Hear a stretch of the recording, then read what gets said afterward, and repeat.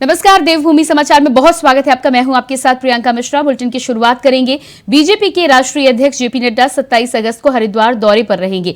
JP Nadda Haridwar में मेरी माटी मेरा देश कार्यक्रम के तहत वृक्षारोपण कार्यक्रम का हिस्सा बनेंगे। साथ ही प्रधानमंत्री नरेंद्र मोदी की मन की बात संतों और वार्ड के लोगों के साथ सुनेंगे। इसके बाद शांति कुंज में होने वाली व्याख्यान माला में शामिल होकर एक होटल में बीजेपी प्रदेश कोर कमेटी की बैठक में भी हिस्सा लेंगे। जेपी नड्डा के कार्यक्रम को लेकर बीजेपी ने तैयारी को अंतिम रूप देना प्रारंभ कर दिया है। वहीं प्रदेश महामंत्री आदित्य कोठारी ने शुक्रवार को जेपी नड्डा के दौरे को लेकर कार्यक्रम स्थलों का दौरा किया और तैयारियों का जायजा लिया। आदरणीय जेपी नड्डा जी का एक दिवसीय भ्रमण कार्यक्रम 27 अगस्त को निश्चित हुआ है और एक दिन के कार्यक्रम में नड्डा जी सबसे पहले तो मेरी माटी मेरा देश जो कार्यक्रम पूरे देश भर में चल रहा है उसके तहत अमृत वाटिका की स्थापना के लिए वृक्षारोपण करके कार्यक्रम का यहाँ पर शुभारंभ करेंगे।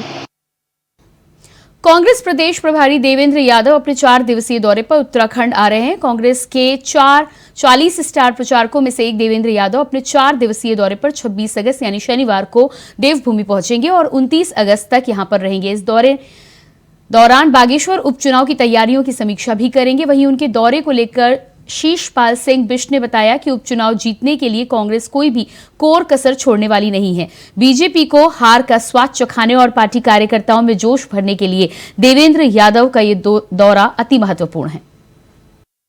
कांग्रेस पार्टी शुरू से ही काफ़ी गंभीरता से ले रही है। वहाँ पर जो 180 बूथ हैं उनका पुनर्गठन करने का काम किया, सभी फ्रंटल संगठनों को पुनर्गठित किया। आदरणीय प्रदेश अध्यक्ष करण महाराज जी 3 बार चुनाव से पहले बागेश्वर का दौरा कर चुके थे। वहाँ पर संगठन की जो भी जमीनी समीक्षा है वो की गई। हमारे पूर्व मुख्यमंत्री आदरणीय हरीश रावत जी, नेता प्रतिपक्ष यशपाल आर्य जी, पूर्व राज्यसभा सांसद प्रदीप टमटा जी लगातार बागेश्वर में समीक्षा बैठकें कर रहे थे, संगठन की तैयारियों को देख रहे थे। अब जो है चुनाव चरम पर है। हमारे सभी स्टार प्रचारकों के कार्यक्रम वहां पर तय किए गए हैं। कांग्रेस पार्टी के प्रदेश प्रभारी आदरणीय देवेंद्र यादव जी 4 दिन जो है बागेश्वर में रहेंगे। हर बूथ की वो वहां पर समीक्षा करेंगे। उत्तराखंड में अतिक्रमण नहीं चलेगा। अब उत्तराखंड में एक बार फिर से बुलडोजर एक्टिव होने जा रहा है। मुख्यमंत्री पुष्कर सिंह धामी के नेतृत्व में अतिक्रमण मुक्त उत्तराखंड अभियान की शुरुआत हो चुकी है। अब सरकारी भूमि पर अगर अतिक्रमण होगा तो उस पर बुलडोजर चलाया जाएगा।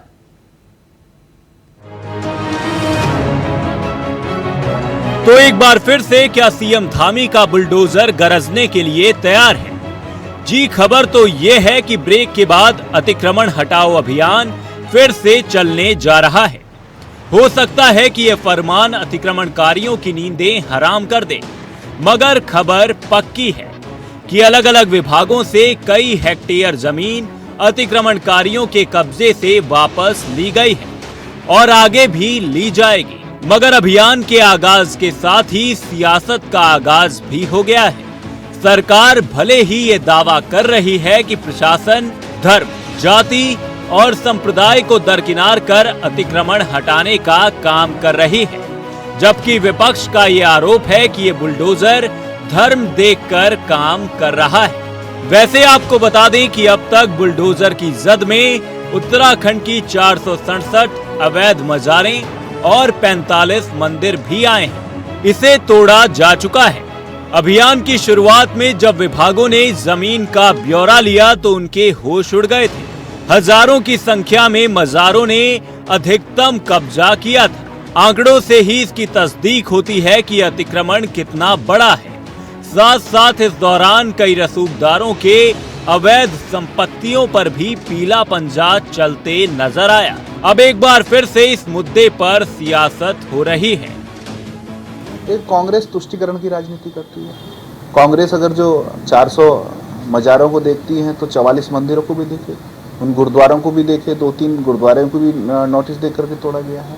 ऐसा नहीं है, सरकार कहीं भी एक तरफा कार्यवाही सरकार की नहीं है। कांग्रेस तो केवल वोट बैंक की राजनीति करती है और कांग्रेस का जो चश्मा है, इसी चश्मे के कारण आज कांग्रेस का ये हाल है। आने वाले समय में जिस प्रकार की बयानबाजी कांग्रेस कर रही है अतिक्रमण को लेकर के, तो मैं कह सकता हूँ कि जितने भी अतिक्रमण है इसमें कहीं ना कहीं कांग्रेस के ज़माने में और कांग्रेस के लोगों का बहुत बड़ा हाथ रहा है। मैं ये कह सकती हूँ कि बड़े पैमाने पर तुष्टीकरण को हवा देने के लिए खास करके उत्तराखंड को टारगेट किया जा रहा है, क्योंकि उत्तराखंड बाय एंड लार्ज एक हिंदू प्रदेश है और जिस तरह का आज यहाँ परिदृश्य देखने को मिल रहा है कि एक धर्म विशेष को टारगेट तो किया ही जा रहा है, लेकिन अपनों को भी नहीं बख्शा जा रहा है। 60-60, 70-70 सालों से लोग अपना मकान बनाए हुए हैं, छोटी छोटी दुकानों से स्वरोजगार कर रहे हैं और आज आप चाहे उत्तरकाशी ले लो, चाहे आप मुक्तेश्वर ले लो, चाहे आप प्रदेश के किसी हिस्से में चले जाइए, सरकार एक तरह से अतिक्रमण ड्राइव के नाम पर लोगों को शोषित कर रही है।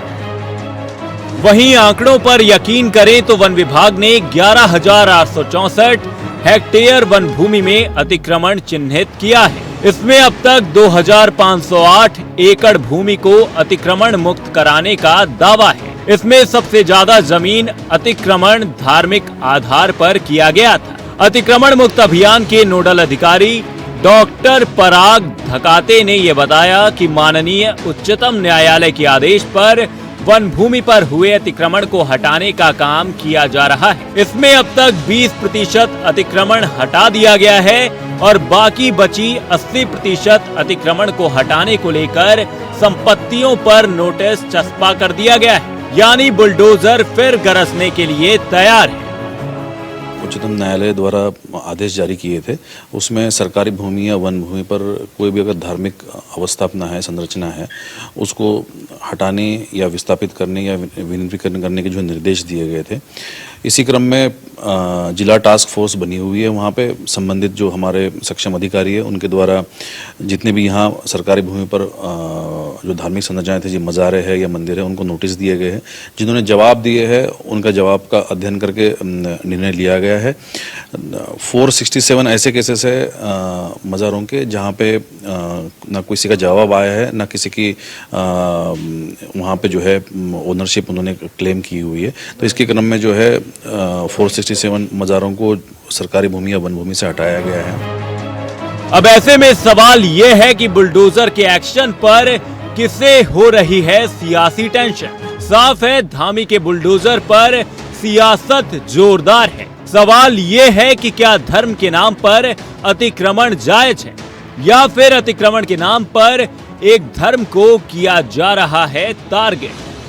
तुषार गुप्ता, देहरादून से, इंडिया वॉइस।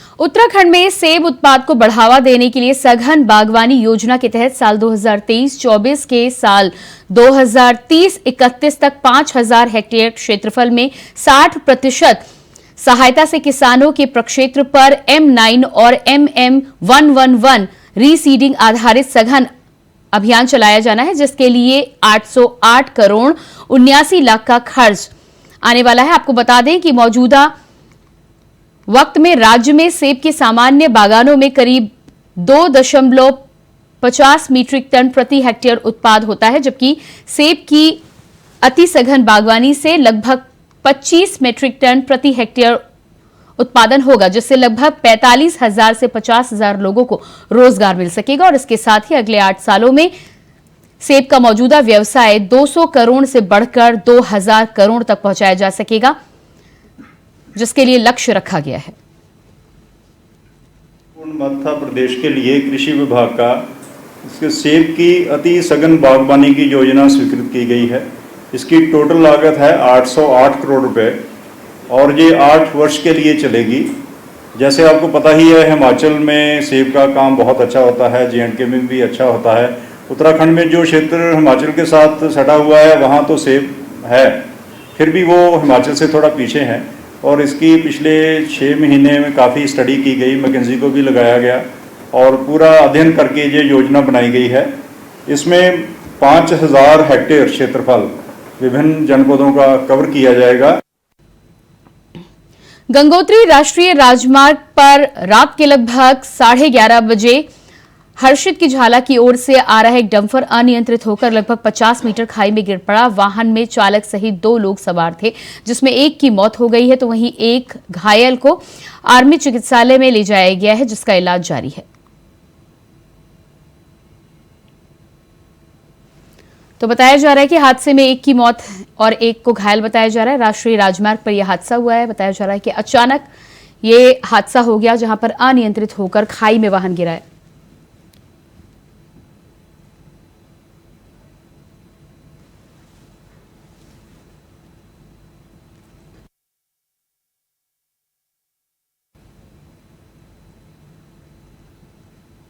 आगामी विधानसभा सत्र 5 सितंबर से 8 सितंबर तक आयोजित किया जाना है, जिसको लेकर कैबिनेट मंत्री प्रेमचंद्र अग्रवाल ने मीडिया को जानकारी देते हुए कहा कि इसके लिए मंत्रिमंडल के द्वारा एक प्रस्ताव पारित किया गया है। आपको बता दें कि ये सत्र देहरादून में आयोजित किया जाएगा।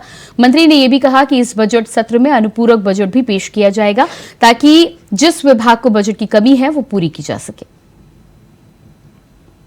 5 सितंबर से 8 सितंबर तक आहूत हो रहा है, और चूंकि आप जानते हैं कि आज जो माननीय मंत्रिमंडल ने भी यही प्रस्ताव पारित किया है, और ये जो हमारा सत्र होना है देहरादून में होना है। साथ में ये भी मैं आपको बताना चाह रहा हूँ, क्योंकि पिछली बार मार्च में गैरसैंण में हुआ था और उसमें सितंबर से पहले होना था। ये इसमें हमने निर्णय लिया, और साथ में अनुपूरक बजट भी इसमें हम लोग ला रहे हैं, ताकि जो हमारे बजट की स्थिति है, आप जानते हैं इस बीच में अनुपूरक की भी आवश्यकता रहती है, तो सप्लीमेंट्री बजट भी इसी सत्र के दौरान हम लोग लाएंगे। चमोली में ऋषिकेश बद्रीनाथ राष्ट्रीय राजमार्ग 15 घंटे से बंद हुआ है, जिसके बाद प्रशासन लगातार राजमार्ग को सुचारू रूप से चलाने के लिए जुटा हुआ है। आपको बता दें कि राजमार्ग खुलने में अभी भी समय लग सकता है। जानकारी है कि राजमार्ग के आर पार वाहनों की लंबी कतारें देखी जा रही हैं, तो वहीं राजमार्ग अवरुद्ध होने से तीर्थयात्री भी परेशान नजर आ रहे हैं।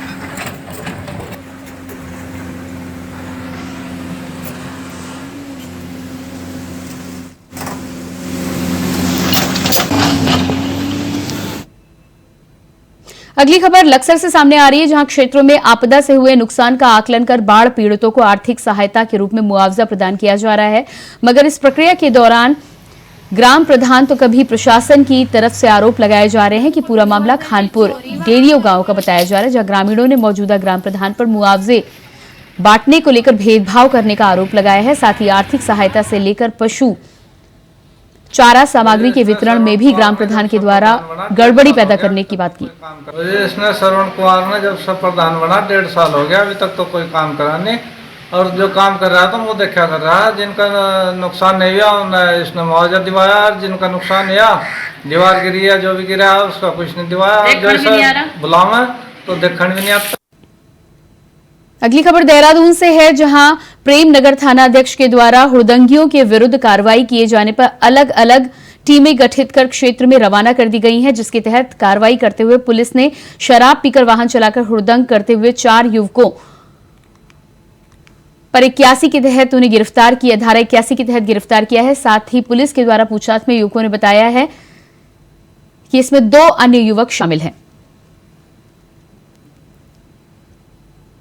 लक्सर के मोहम्मदपुर गांव में राजकीय उच्चतर प्राथमिक विद्यालय से मिड डे मील में चावल और हजारों अन्य सामानों पर चोरों ने अपना हाथ साफ कर दिया है, जिसकी शिकायत स्कूल के प्रिंसिपल और शिक्षकों ने पुलिस से की है। शिकायत पर पुलिस ने रिपोर्ट दर्ज कर जांच की शुरुआत कर दी है।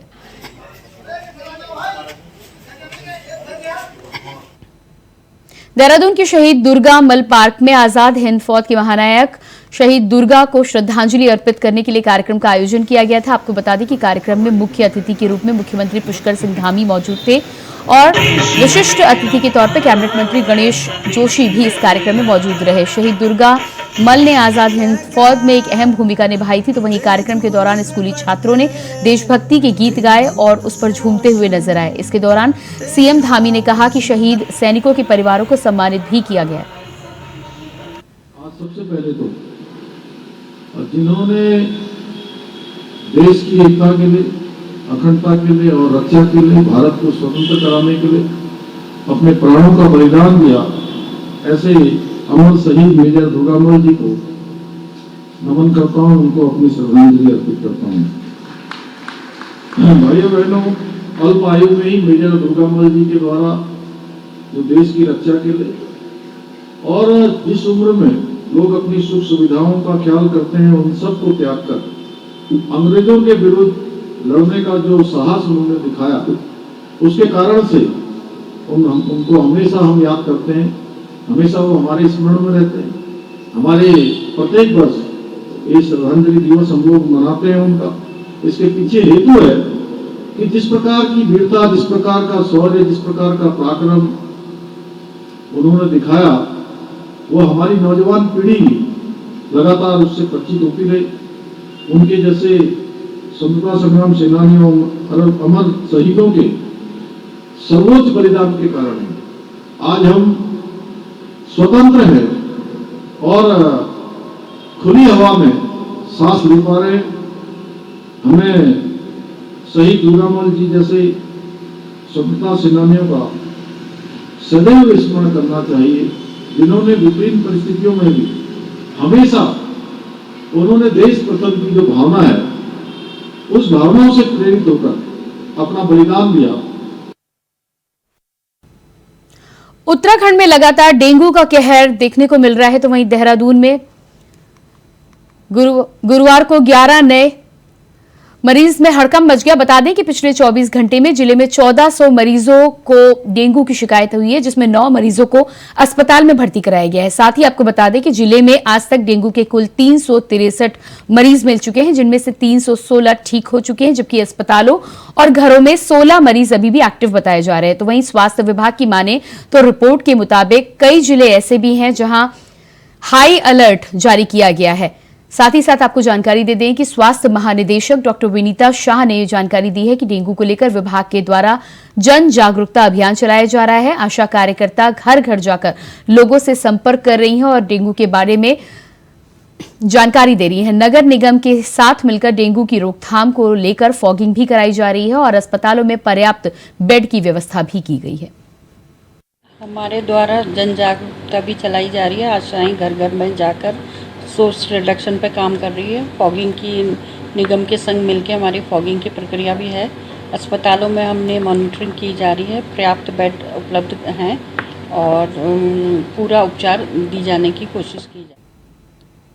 डोईवाला में घिसर पड़ी निवासी देश की आबादी की लड़ाई में ब्रिटिश सरकार के द्वारा आज के ही दिन फांसी देकर उन्हें शहीद कर दिया गया था। आज नायक अमर शहीद दुर्गमल की 19वीं पुण्यतिथि पर डोईवाला के कई जगह पर श्रद्धांजलि कार्यक्रम का आयोजन किया गया। वहीं प्रशासन के द्वारा डोईवाला चौक पर उनकी स्मृति में मूर्ति का अनावरण भी पहले ही किया जा चुका है। आज शहीद दुर्गामल समिति के द्वारा उनकी मूर्ति पर पुष्पमाला चढ़ाकर उनको श्रद्धांजलि अर्पित की गई। इस दौरान क्षेत्र के तमाम जनप्रतिनिधि और गोरखाली समाज के लोग उपस्थित रहे। हम क्योंकि जो हमारे शहीद दुर्गामल घिसरपड़ी खते रोड में इनका जन्म हुआ था, उसमें हम लोगों को भी बड़ा खुशी महसूस होता है कि जो हमारे डोईवाला क्षेत्र के घिसरपड़ी खते में इनका जन्म हुआ और हमें भी सौभाग्य मिला कि इनके जो इन्होंने 1944 में जो इनको अंग्रेज शासन द्वारा इन्हें फांसी दी गई थी, तो उसके शहीद को हम हर वर्ष 25 अगस्त को इसी प्रकार से पहले हम नगर पालिका प्रांगण में मनाते थे। अब वहाँ से मनाने के बाद हमारे जो शासन द्वारा, सरकार द्वारा यहाँ शहीद दुर्गामल जी का यहाँ पर जो भव्य मूर्ति का अनावरण करा, उसमें हमें सौभाग्य मिला कि डोईवाला चौक का नाम शहीद दुर्गामल चौक के नाम से रखा गया। इसमें हमें बहुत गर्वान्वित में अमर शहीद मेजर दुर्गामल जी का जन्म स्थान यही डोईवाला खता है और हम लोगों को यहाँ इस भूमि में जन्म लेकर के उन लोगों ने हम लोगों को गौरवान्वित किया। 25 अगस्त 1944 को आज़ाद हिंद फौज के ये प्रथम इस क्षेत्र के प्रथम शहीद, जिनको जो है आज ही के दिन जो है फांसी दी गई थी, तो आज इनकी 79वीं पुण्यतिथि है, जिसमें कि हमारे यहाँ के संपूर्ण क्षेत्रवासी, कई संघ संस्थाएं, समितियां, नगर पालिका एवं विभिन्न जो है संगठनों के लोग इस हर साल इस पुण्यतिथि में जो कि हम लोग ये कार्यक्रम आयोजित। डोईवाला के ब्लॉक सभागार में महिला समूह से जुड़ी तमाम महिलाओं ने मुख्यमंत्री सशक्त बहन उत्सव योजना के तहत अपने अपने समूह के द्वारा बनाई गई राखियों के स्टॉल लगाए। डोईवाला के ब्लॉक प्रमुख भगवान सिंह पोखरियाल, एसडीएम शैलेंद्र सिंह नेगी, बीडीओ जगत सिंह और पंचायत प्रतिनिधि पंकज रावत ने महिला समूह के स्टॉल का उद्घाटन किया। साथ ही तमाम राखियां व अन्य सामान खरीदकर महिलाओं का उत्साह भी बढ़ाया। आपको बता दें कि सरकार की मदद से महिला समूह से जुड़ी सैकड़ों महिलाएं स्वरोजगार से जुड़कर परिवार की आर्थिकी का जरिया बनी हुई हैं। इन स्टॉलों से क्षेत्रीय लोगों के द्वारा राखी खरीदी जा रही है। स्थानीय उत्पादों की खरीदारी भी की गई, जिसके द्वारा स्वयं सहायता समूह की महिलाओं में खुशी और उत्साह की लहर देखने को मिल रही है। हमें इसकी ट्रेनिंग दी गई थी और ये प्रूफ से राखी बनाती है और एसडीएम सर आए तो उन्होंने खरीदी थी। सेल हो रही है? हाँ, ठीक हो रही, नॉर्मल है। कितने लोग जुड़े आपके समूह से? कितनी महिला? हमारे समूह में तो 14 लोग हैं, लेकिन हमारा 10 समूहों का संगठन है। बहुत अच्छी पहल है। यहाँ पर ये मुख्यमंत्री जी ने अच्छी पहल यहाँ पर की है। जो महिलाओं ने यहाँ पर जो समूह में जो अपने उत्पाद बनाए हैं, जैसे कि घी हम पीछे देख रहे हैं, घी बना हुआ है, शक्कर है, अचार है, राखियाँ खुद बना रखी हैं, तो ये बहुत अच्छी पहल है और सब लोग यहाँ पर ख़रीदारी भी कर रहे हैं। मैंने भी यहाँ पर ख़रीदारी की है, तो एक अच्छी पहल है। महिलाओं को सशक्तिकरण के लिए बहुत अच्छा है। यहाँ पे स्टॉल लगाया है जिसमें हमने जो स्वयं सहायता समूह की महिलाओं ने राखियाँ बनाई हैं, उन राखियों की हमने यहाँ पे स्टॉल लगाई है। ये सब महिलाओं ने अपने हाथ से बनाई रखी है। इसमें हमारा अचार है, ब्राउन शुगर है और मिर्च का अचार है, लहसुन का अचार है। हमने आज बागेश्वर विधानसभा उप निर्वाचन के मद्देनजर गठित आबकारी टीम की ओर से मुखबिर सूचना पर नगर से 20 किलोमीटर दूर चौगांव छीना रोड पर पाटली गांव के पास सड़क के किनारे कलमट के नीचे पास पत्तों पर छुपाई गई 20 पेटी बरमूडा रम की 240 बोतलें बरामद की गई हैं। बरामद शराब की कीमत लगभग 1,19,000 रुपए बताई जा रही है। जिला आबकारी अधिकारी ने बताया है कि रात के समय होने के कारण कोई भी अभियुक्त मौके से पकड़ा नहीं गया है। वहीं बरामद अवैध रूप से शराब के बारे में जानकारी हासिल की जा रही है। आबकारी विभाग के द्वारा बागेश्वर 47 आरक्षित विधानसभा उपनिर्वाचन के मद्देनजर आगे भी प्रवर्तन कार्रवाई जारी रहेगी। वहीं इस कार्रवाई के बाद शराब कारोबारियों में हड़कंप मचा हुआ है। चाबी आई निकल ही रही है सर, अभी गिनते। और इसी के साथ देवभूमि समाचार में इतना ही, लेकिन खबरों के लिए आप लगातार बने रहिए इंडिया वॉइस के साथ। नमस्कार।